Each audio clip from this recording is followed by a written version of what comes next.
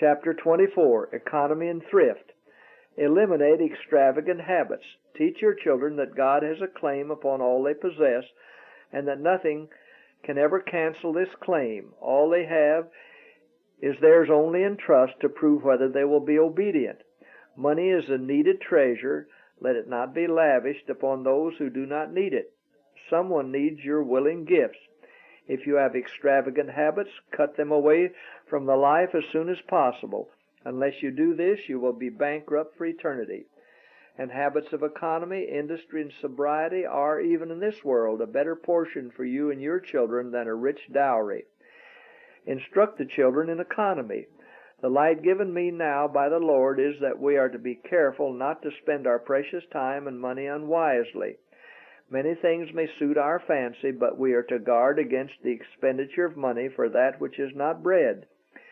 We shall need much means to advance the work decidedly in our cities. Everyone is to have a part to act in the Lord's work. Parents are to instruct their children in lessons of economy, in order that the younger members of the flock may learn to share the responsibilities of supporting the cause of God at this time. Love not expressed by extravagance. Practice economy in your homes. By many idols are cherished and worshipped. Put away your idols. Give up your selfish pleasure. Do not, I beg of you, absorb means in embellishing your houses, for it is God's money, and it will be required of you again. Parents, for Christ's sake, do not use the Lord's money to please the fancies of your children.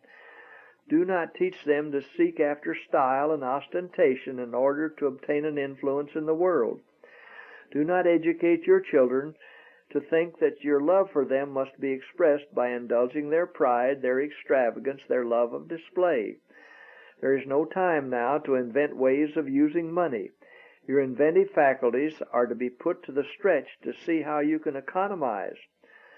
Christ's lesson in economy. There's a lesson for us in the feeding of the 5,000, a lesson that has a special application to those times when we are placed in trying circumstances and are compelled to practice close economy. Having worked the miracle and satisfied the hunger of the multitude, Christ was careful that the food that remained should not be wasted. He said to the disciples, "Gather up the fragments that remain, that nothing be lost."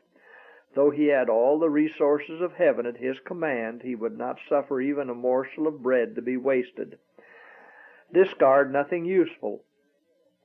Nothing that can be utilized should be thrown away. This will require wisdom and forethought and constant care. It has been presented to me that the inability to save in little things is one reason why so many families suffer for lack of the necessities of life. They never learn to economize.